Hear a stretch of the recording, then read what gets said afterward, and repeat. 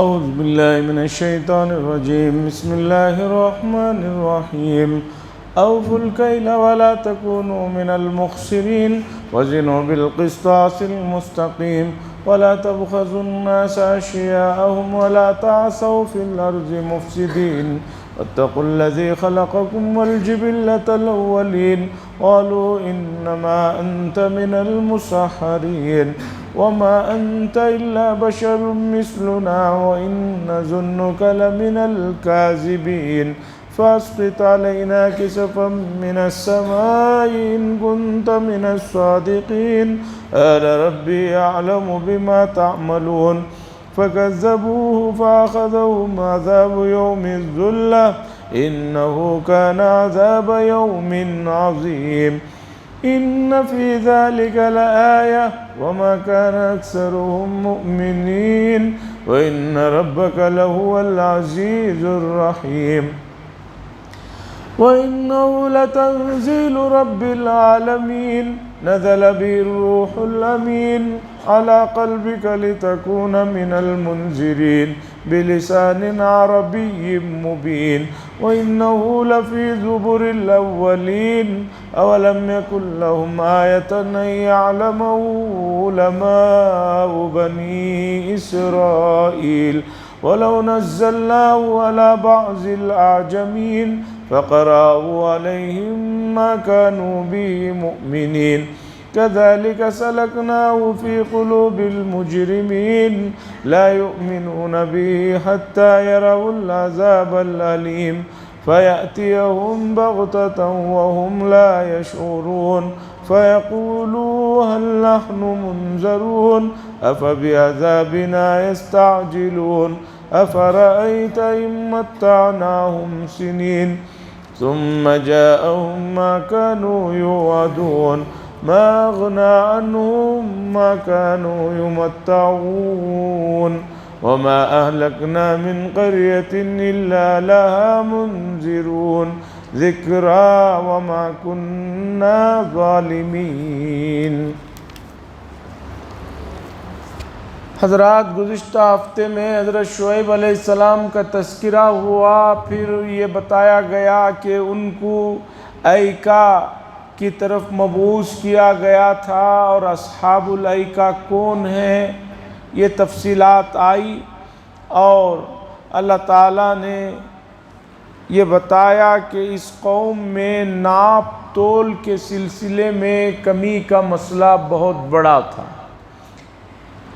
ان کے سلسلے میں یہ بات آئی ہے روایتوں میں کہ یہ کسی سے مال خریدتے تو الگ جو ہے ناپتے تھے، الگ قسم کا ناپ کا آلہ ہوتا تھا. جب بیچتے تھے تو وہ الگ قسم کا ناپنا ہوتا تھا. پہلے وزن کا مسئلہ کم تھا، پہلے زمانوں میں ہر چیز ناپ تول کر لی جاتی تھی. تو یوں سمجھیے کہ ناپنے کے لیے ایک سیر کی جگہ ان کا سیر 1.25 سیر کا ہوتا تھا. اب کسی سے لے رہے ہیں یہ کہہ کر کہ 1 سیر لے رہا ہوں، لیکن وہ سیر جو ہوتا تھا وہ بڑا ہونے کی وجہ سے 1.25 سیر 1.5 سیر آ جاتا تھا. اور جب بیچتے 1 سیر کہہ کر تو وہ سیر 1.25 سیر کا ہوتا تھا. بیچتے تھے 1.25 سیر اور بتاتے تھے دیکھو بھئی 1 سیر ہے. سیر، پاؤ، یہ سب جو ہے ناپنے کے پرانے آلے ہیں. گاؤں دیہاتوں میں اس کا رواج ہے. اب ہر چیز تول میں آ گئی ہے، تو بہرحال ناپ تول میں، وزن میں کمی بیشی کرنا ان کا خاص جو ہے کام تھا، جو ان کے نظروں میں بڑا محبوب تھا. نئے نئے قسم کے انداز اپناتے تھے دھوکہ دینے کے لیے. اور شریعت میں مالی معاملات میں کسی بھی طرح لوگوں کو دھوکہ دینا انتہائی بدترین گناہ ہے. اتنا بدترین گناہ ہے کہ جب تک وہ آدمی معاف نہیں کر دے گا، اس کی چیز اسے نہیں لوٹا دیں گے، چاہے آپ زندگی کے 20 سال بھی اپنے سر کو سجدے میں رکھ کر معافی مانگتے رہیں، معافی نہیں ہوگی. اور میں نے اسی کے ضمن میں بات بتائی کہ موجودہ زمانے میں بھی قیمتی چیزوں میں ناپ تول میں کمی کا سلسلہ نئے نئے انداز سے نئے نئے طریقوں سے جاری ہے۔ کاروں کے میٹروں کا لیجئے، آٹوؤں کے جو ہے میٹروں کا لیجئے، ہر قسم کی اس میں جو ہے کمی بیشی ہوتی رہتی ہے، اور انسان اتنے ماہر ہوتے ہیں کہ آپ اندازہ نہیں لگا سکتے۔ میں اپنا ایک واقعہ سنا رہا ہوں۔ ایک صاحب کے یہاں بیٹھا ہوا تھا، جہاں پرانا سامان لیا جاتا ہے، بیچا جاتا ہے۔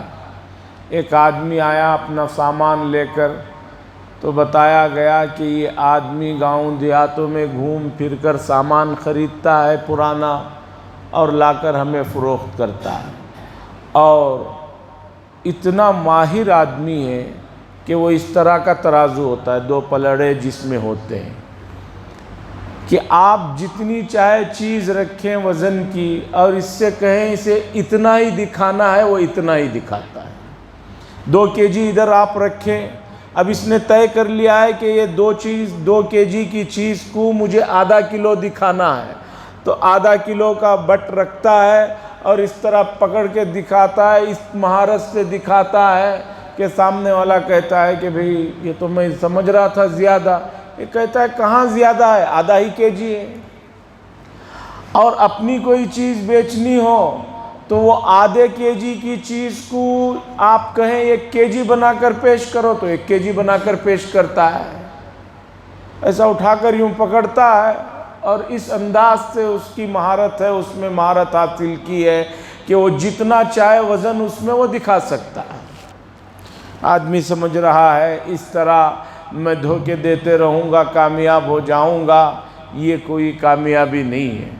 اسی طریقے پر آج بھی ہمارے ملک کے خاص طور پر جو علاقے بھیڑ بھاڑ کے ہوتے ہیں، بس اسٹانڈوں کے پاس، ریلوے اسٹیشنوں کے پاس جو ہوتے ہیں، خاص طور پر دلی وغیرہ کے علاقوں میں دیکھا کہ وہاں بھی ناپ تول میں وہ کمی کرتے ہیں کہ آدمی کو پتہ ہی نہیں چلتا۔ اور دوسری بات یہ ہے کہ آدمی بہت اچھے پھل چن کر ڈالتا ہے، کور میں اسی کو دیتے ہیں کہ بھی چن کر ڈال لو جو اچھے آپ کو لگے، وہ اچھے ڈالتا ہے، اس کے سامنے اسے جو ہے وہ کور میں ڈالتے ہیں، پھر اس کے بعد جو کور اسے دیتے ہیں اتنا جلدی ایک دوسرا کور بدل دیتے ہیں کہ اس میں وہ گھٹیا قسم کی چیز ہوتی ہے۔ اب جب آدمی قیمت بھی کم کو مانگ رہا ہے، چیز بھی اچھی مانگ رہا ہے، تول بھی اچھی مانگ رہا ہے، تو وہ آدمی کیا کرے گا؟ لامحالہ اس طرح کا کام کرے گا۔ لیکن اللہ کے بندے ایسے پہلے بھی تھے، آج بھی ہیں، اور قیامت تک بھی رہیں گے، جو صاف بات کرتے ہیں کہ یہ چیز اتنے کی ہے، ہمارے ہاں تول بھی صحیح ہے، آپ کو لینا ہو تو لیجئے، نہیں تو مت لیجئے۔ لیکن آدمی ہے کہ وہ اور کہتا ہے کہ بھئی اس میں اور ذرا کم کرو، اور ذرا کم کرو۔ اب وہ کتنا کم کرے گا اور وہ کیوں کم کرے گا؟ آپ کا رشتہ دار تو ہے نہیں وہ کہ آپ کو کم میں دے کر ثواب کمائے، تو وہ کچھ نہ کچھ تو کرے گا۔ مشہور واقعہ ہے، ایک درزی کے پاس ایک صاحب گئے، جا کر انہوں نے کپڑا دیا اور دے کر کہا کہ ایک ٹوپی سی دو۔ درزی نے کہا ٹھیک ہے سی دوں گا۔ اس آدمی نے کہا کہ ایک ٹوپی سینے کے بعد تھوڑا کپڑا تو بچتا ہوگا۔ درزی نے کہا ہاں بچتا ہے۔ تو اس آدمی نے کہا بھئی کوشش کر کے 2 سی دو۔ اس نے کہا ٹھیک ہے 2 سی دوں گا۔ پھر اس نے کہا کہ پھر بھی کچھ نہ کچھ کپڑا تو بچتا ہی ہوگا، کوشش کرو 3 سی دو۔ اب یہ بڑھاتا گیا، یہ بھی مانتا گیا۔ ایک ٹوپی کے کپڑے میں آخر میں مسئلہ 20 ٹوپیوں پہ جا کر رکا۔ آدمی خوش ہو گیا کہ بھئی چلو میں نے ٹیلر کو بیوقوف بنایا ہے، 20 ٹوپیوں کو یہ راضی ہو گیا ہے۔ اس نے کہا فلان دن آ جاؤ لے کر جاؤ۔ فلان دن گیا یہ آدمی خوشی خوشی کہ ایک ٹوپی کے کپڑے میں 20 ٹوپیاں میں نے سلوا دی، دیکھو میری ذہانت، دیکھو میری عقل۔ گیا تو اس نے ٹوپیاں تو دی، لیکن وہ ٹوپیاں سر پر پہننے کے لیے نہیں تھی، وہ انگلیوں میں پہننے کی تھی۔ یہ 5 یہ پیر کے 5. کہا لو. اس نے کہا کہ بھئی تم نے تو کپڑا برباد کر دیا. ٹیلر نے کہا کپڑا برباد کیا کیا، میری مزدوری دو، میں نے تو ٹوپیاں سی ہیں. جب تمہیں معلوم ہے ایک ٹوپی کا کپڑا ہے تو تم 20 ٹوپیاں مانگ رہے ہو، تو اب کہیں کی تو سینی ہے. تو میں نے سوچا کہ انگلیوں کی سی دوں، اسے ایک ٹوپی، اسے ایک ٹوپی، اسے ایک ٹوپی، پیر کے جو ہے انگلیوں کو ٹوپی بنا کر دے دی. تو بہرحال اس طرح ناپ تول شریعت کی نظر میں بہت ہی زیادہ بری بات ہے، اور شعیب علیہ السلام کی قوم اس مرض میں مبتلا تھی. حضرت شعیب علیہ السلام نے کہا اوفوا الکیل ولا تکونوا من المخسرین، ناپ میں کمی پورا ناپ کر دو اور گھاٹا کرنے والوں میں سے نہ بنو. وزنوا بالقسطاس المستقیم، اور سیدھا پورا وزن تولو. وزنوا بالقسطاس المستقیم، پورا تولو. ولا تبخسوا الناس اشیاءهم ولا تعثوا فی الارض مفسدین، اور لوگوں کو خسارے میں مت ڈالو ان کی چیزوں میں، اور زمین میں مفسد نہ بنو، یعنی فساد مت مچاؤ. تو شعیب علیہ السلام کی قوم کہنے لگی قالوا انما انت من المسحرین، کہنے لگے آپ پر تو بہت بڑا جادو کسی نے کر دیا ہے. یہ جو باتیں آپ کر رہے ہیں یہ ایسا لگتا ہے کہ آپ پر کسی نے بہت بڑا جادو کر دیا ہے. اور دوسری بات، آپ ہم جیسے تو ایک انسان ہیں، اور ہم تو آپ کو بڑا جھوٹا شمار کرتے. اگر آپ اتنے ہی اللہ کے نبی ہیں تو فاسقط علینا، تو ہم پر جو ہے آسمان سے کوئی ٹکڑا نازل کر دیجئے اگر آپ سچوں میں سے، یعنی عذاب لا کر دکھائیے اگر آپ سچوں میں سے. قال ربی عالم بما تعملون، شعیب علیہ السلام نے کہا کہ بھئی میرا رب زیادہ جانتا ہے کیا کرنا ہے، کس پر کب عذاب نازل کرنا ہے نہیں کرنا ہے، یہ میری ذمہ داری نہیں، میری تو بات بتانا ہے. فَكَذَّبُوهُ، پس انہوں نے جھٹلایا. فَأَخَذَهُمْ عَذَابُ يَوْمِ الذُّلَّةِ، تو صاحبان کا دن یعنی صاحبان کا عذاب نے انہیں پکڑ لیا. بے شک وہ ایک بہت ہی بڑا دن تھا. صاحبان کا عذاب، صاحبان کا عذاب کی تفسیر میں مفسرین نے یہ چیز لکھی ہے کہ جب قوم مکمل جو ہے نافرمانی کا طے کر لیا تو اللہ کی طرف سے عذاب جب طے ہوا تو وہاں پر بارشیں بند ہو گئی، پانی بالکل ختم ہو گیا، اور گرمی بڑھ گئی. اتنی گرمی بڑھ گئی کہ ان لوگوں کو گھروں کے اندر چین نہیں آ رہا تھا. تو سب کے سب جو ہے گھروں سے باہر نکل گئے. پھر انہوں نے دیکھا ایک جگہ بالکل جو ہے ابر جمع ہو رہا ہے. تو ابر جمع ہوتے ہی آدمی جب کالا ہونے لگتا ہے، ابر سوچتا ہے کہ ہاں بارش ہوگی.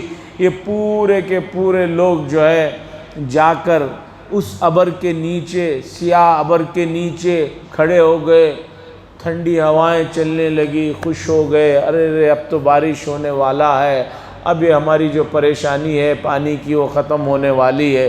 جب پورے نافرمان جا کر اس صاحبان کے نیچے یعنی اس ابر کے سائے کے نیچے کھڑے ہو گئے، وہاں سے آگ کی بارش ہوئی اور پورے کے پورے تہس و نہس ہو گئے اور ختم ہو گئے.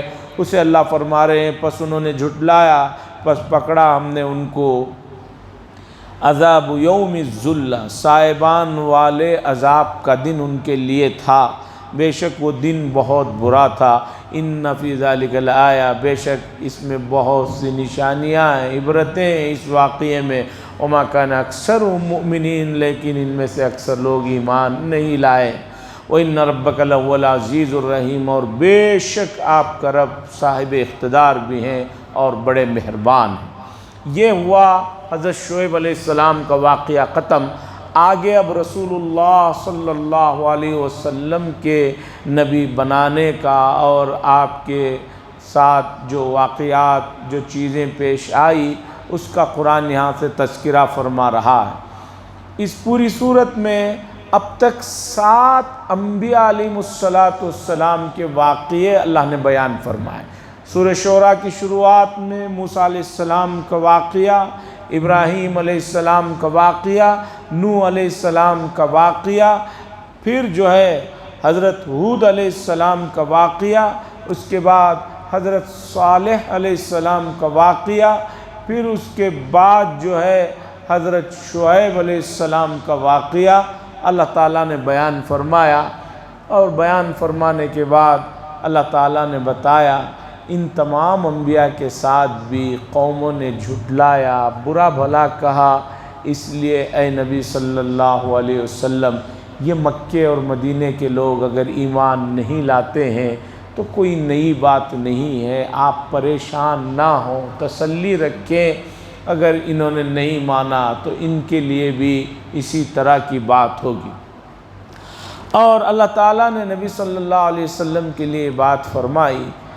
مکے کے لوگ یہ کہا کرتے تھے یہ قرآن جو رسول اللہ صلی اللہ علیہ وسلم پر نازل ہوتا ہے، یہ قرآن جو ہے ان کا اپنا بنایا ہوا ہے۔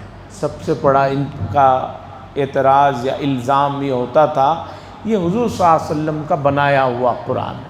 تو حضور صلی اللہ علیہ وسلم کے ذریعے سے یہ جواب دیا گیا کہ بھئی اگر یہ قرآن حضور صلی اللہ علیہ وسلم نے بنایا ہے تو تم بھی مکے کے اسی علاقے کے رہنے والے ہو تو تم بھی بنا کے دکھاؤ، تم میں بھی تو پڑھے لکھے لوگ ہیں اور بڑے بڑے جو ہے اپنے آپ کو عقل مند ظاہر کرنے والے ہیں، اس طرح کا قرآن بنا کر دکھاؤ۔ دوسری بات کہ رسول اللہ صلی اللہ علیہ وسلم جو کچھ کہہ رہے ہیں ان باتوں کو اللہ تعالیٰ نے اس سے پہلے جو آسمانی کتابیں تھیں، زبور ہے، توریت ہے، انجیل ہے اور صحیفوں میں یہ باتیں ہیں، ان انبیاء نے کہا کہ آگے چل کر ایک پیغمبر آنے والے ہیں، ان کے یہ اوصاف ہوں گے اور یہ صفات ہوں گے۔ ختم نبوت کا بھی جس میں ذکر ہے، رسول اللہ صلی اللہ علیہ وسلم کے کاندھوں کے پاس اس جگہ پر ایک ختم نبوت کا نشان تھا۔ ختم بولتے ہیں نشانی، سیل، مہر جسے بولتے ہیں۔ صحابہ نے دیکھا ہے اور وہ بالکل جیسے کبوتری کا انڈا ہوتا ہے اس شکل کی ایک چیز یہاں پر نمایاں تھی۔ یہ تمام صفات آسمانی کتابوں میں ذکر کیے گئے تھے۔ اس کے بعد اللہ نے فرمایا اہل مکہ کو اور مدینے والوں کو اگر آپ یہ کہو کہ بھئی ان کو تو پڑھنا نہیں آتا تھا، یہ کہاں سے پچھلی کتابیں پڑھیں گے، اللہ نے ایک اور دلیل نازل فرمائی، ارے بنی اسرائیل کے علماء کا ان کے ہاتھ پر ایمان لانا یہ اس بات کی دلیل ہے کہ یہ نبی برحق ہے۔ اب آپ یہ کہیں کہ بھی اللہ نے یہ کہا بھی پرانی کتابوں میں بات نازل فرمائی، کوئی یہ کہے کہ بھی یہ لوگ تو پڑھنا لکھنا نہیں جانتے تھے بہت سارے لوگ اور ان کے پاس کتابیں کہاں سے میسر ہوں گی، تو اللہ نے فرمایا بنی اسرائیل کے علماء جو ایمان لائے ہیں وہ اس بات کی کھلی دلیل ہے کہ رسول اللہ صلی اللہ علیہ وسلم نبی برحق ہیں۔ جو علماء بنی اسرائیل کے ایمان لائے تھے وہ تو حضور صلی اللہ علیہ وسلم کو جانتے بھی تھے، مانتے بھی تھے، اقرار بھی کرتے تھے، بلکہ وہ علماء بنی اسرائیل کے جو ایمان نہیں لائے تھے وہ بھی اپنی نجی محفلوں میں خفیہ مجلسوں میں اس بات کا اقرار کرتے تھے یہ وہی نبی ہیں جن کا تذکرہ ہماری آسمانی کتابوں میں ہے۔ رہی بات گزری ہوئی آسمانی کتابوں میں رسول اللہ صلی اللہ علیہ وسلم کا تذکرہ جو ہے وہ کس حد تک ہے، کہاں کہاں ہے، اس کی تفصیل اگر آپ دیکھنا چاہیں تو اللہ جزائے خیر دے، مغفرت فرمائے حضرت مولانا رحمت اللہ صاحب کرانوی، یہ ایک بہت بڑے عالم گزرے ہیں، 1857 کے زمانے کے آدمی ہیں اور ان کو تمام آسمانی کتابیں گزری ہوئی بائبل، انجیل وغیرہ پر بڑا عبور حاصل تھا۔ اس زمانے میں یہاں پر اس زمانے میں جس زمانے میں مولانا رحمت اللہ صاحب کرانوی رہتے تھے یہاں پر انگریزوں کی حکومت تھی اور لندن سے فرانس سے عیسائی آ کر جو ہے بڑے بڑے مناظرے کرتے اور کئی لوگوں کو عیسائیت میں داخل کر رہے تھے۔ سب سے لاش مناظرہ مولانا رحمت اللہ صاحب سے ان کے ایک بہت بڑے پادری کا ہوا اور آگرہ میں غالباً ہوا، اور جو ہے اس مناظرے میں اتنے واضح انداز میں رحمت اللہ صاحب نے اس کا منہ بند کرایا اور شکست دی کہ سب حیران ہو گئے، وہ بھاگ گئے۔ لیکن حکومت ان کی تھی تو ان کی گرفتاری کا آرڈر دے دیا گیا کہ بھئی ان کو فوراً گرفتار کرو۔ تو مولانا رحمت اللہ صاحب کو جب پتہ چلا، ان کے بڑوں نے اور علماء نے کہا کہ توریت انجیل وغیرہ سے متعلق جو علم آپ کے پاس ہے، جس کے ذریعے سے آپ نے عیسائیوں کا منہ بند کیا ہے، اگر آپ یہاں رہیں گے، گرفتار ہوں گے، پھر آپ کو پھانسی ہو جائے گی، آپ کسی طرح ملک چھوڑ دیں۔ کسی طرح مولانا رحمت اللہ صاحب کرانوی علیہ الرحمہ کسی طرح چھپتے چھپاتے یہاں سے نکل کر جدہ پہنچ گئے اور مکۃ المکرمہ میں قیام پذیر تھے۔ اس زمانے میں مکۃ المکرمہ اور پورے سعودی عرب کی حکومت جو ہے ترکی کے ماتحت تھی، ترکی کے ہاتھ میں تھی۔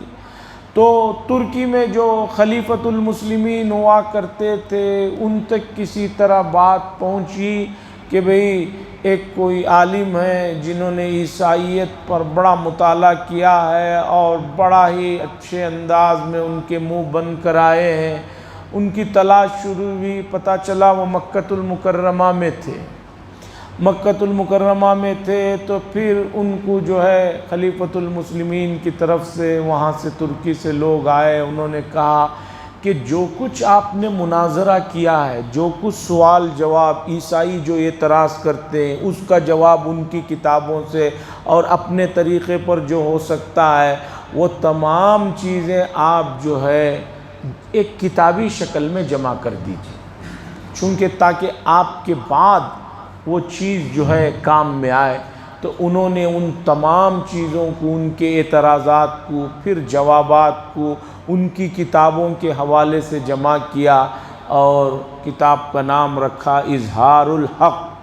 عربی میں یہ کتاب ہے، شاید اردو میں بھی ٹرانسلیٹ ہوئی ہے، عربی میں انہوں نے اس کتاب کو بنائی۔ اور عالم یہ ہے، عیسائیت پر جتنے بھی لوگ کام سابق میں بھی کیا اب بھی کرتے ہیں، اس کتاب کو پڑھے بغیر کام نہیں کر سکتے۔ قریب میں افریقہ کے ایک مشہور عالم احمد دیدات کا نام سنا ہوگا، وہ صاحب نے بھی بار بار ذکر کیا ہے کہ جو کچھ مجھے علم ملا ہے اس کتاب کی وجہ سے۔ اللہ جزائے خیر دے مولانا تقی عثمانی صاحب کو، انہوں نے اظہار الحق کتاب کو نئے انداز میں اردو میں بائبل سے قرآن سے بائبل تک، قرآن سے بائبل تک جو ہے ایک کتاب بنائی ہے، اور یہ کتاب پڑھنے کے لائق ہے، اس لائق ہے کہ اس میں پتہ چلے گا کہ یہ عیسائی اور یہودی کس طرح اپنی کتابوں میں سے بھی دھوکہ لوگوں کو دیتے ہیں، اور پوری تفصیلات ہیں قرآن سے بائبل تک نئے انداز میں۔ اظہار الحق جو عربی میں کتاب ہے، اسے انہوں نے جو ہے اس میں یہ کیا۔ بہت سے نوجوان جو مطالعہ کا شوق رکھتے ہیں ان کو چاہیے کہ اسلام کی حقانیت، دیکھیے مسلمان کے گھر میں پیدا ہوئے ہیں، آپ کلمہ پڑھ رہے ہیں، اچھی بات ہے، بڑی بات ہے، لیکن اس سے بڑی بات یہ ہے کہ جو کچھ آپ کہہ رہے ہیں، پڑھ رہے ہیں، دل و دماغ پر بھی اس کا پورا یقین ہونا چاہیے۔ یقین نہیں ہوگا تو لوگ بہک جائیں گے اور بہک رہے ہیں۔ یقین مانیے امت مسلمہ اس وقت جن مسائل سے دو چار ہے وہ بہت سے مسائل ہیں، لیکن سب سے بڑا مسئلہ جو ہے ایمان کی حفاظت کا ہے۔ کتنے لوگ ایمان کے دائرے سے نکل کر دوسرے مذاہب میں داخل ہو رہے ہیں، خاص طور پر لڑکیوں کا ایک بڑا طبقہ نکل رہا ہے، داخل ہو رہا ہے، اور اعلیٰ تعلیم یافتہ لوگ جو ہے ابھی تک ان کو قرآن و حدیث اور اسلام کی بنیادی چیزوں سے وابستہ نہ ہونے کی وجہ سے بہک رہے ہیں۔ اور کب ان کو جو ہے قرآن و حدیث پڑھنے کی فرصت ملے گی؟ جب لوگ قرآن و حدیث پر اعتراضات کریں گے، وہ ان کے دماغ میں داخل ہوگا، ان اعتراضات کو لے کر جب قرآن مطالعہ کریں گے تو جو ہے بات سمجھ میں نہیں آئے گی۔ اس کی واحد وجہ یہ ہے کہ ہمارے ہاں تعلیم کا جو نظام ہے، اس تعلیم کے نظام میں قرآن و حدیث کی تعلیم ضروری درجے میں نہیں ہے۔ جو ماں باپ فرصت محسوس کرتے ہیں بچے کو بھیج دیتے ہیں پڑھنے کے لیے، یا کوئی گھر میں بلا کر پڑھوا لیتے ہیں، 5-10 منٹ میں بیسک چیزیں قرآن کی پوری وہ پڑھنا آ جائے، اس کے لیے کافی رہتا ہے۔ اور کتنے بچے ایسے ہیں جو اس وقت کالجوں میں ہیں، فرسٹ پیو سیکنڈ پیو میں ہیں، ایک مرتبہ بھی انہوں نے اب تک پورا قرآن مجید دیکھ کر نہیں پڑھا ہے۔ ابتدا حدیث میں ہے، یا ایھا الناس، اللہ کے نبی صلی اللہ علیہ وسلم نے فرمایا بچہ جب بولنے لگے تو لا الہ الا اللہ کی تلقین کرو۔ اور میں آپ کو یہ مسئلہ بھی 12 بتا چکا ہوں کہ توحید کا جو مسئلہ ہے وہ اتنا چھوٹا اور آسان نہیں ہے کہ آپ اسے سرسری انداز سے گزار لیں۔ یہ بات میں نے سنائی کہ رسول اللہ صلی اللہ علیہ وسلم کے بارے میں حضرت عبداللہ ابن عمر رضی اللہ تعالیٰ عنہ فرماتے ہیں، میں نے رسول اللہ صلی اللہ علیہ وسلم کو فجر کی 2 سنتوں کو پڑھتے ہوئے کئی مرتبہ 23 مرتبہ یا 21 مرتبہ کا ذکر وہ کرتے ہیں۔ ترمذی کی حدیث میں ہے کہ میں نے 23 یا 21 مرتبہ رسول اللہ صلی اللہ علیہ وسلم کو فجر کی 2 سنتوں میں آپ کیا پڑھتے ہیں قریب بیٹھ کر سنا، تو آپ پہلی رکعت میں اہتمام سے فجر کی 2 سنتوں میں پہلی رکعت میں اہتمام سے قل یا ایھا الکافرون اور دوسری رکعت میں سورہ اخلاص پڑھتے تھے۔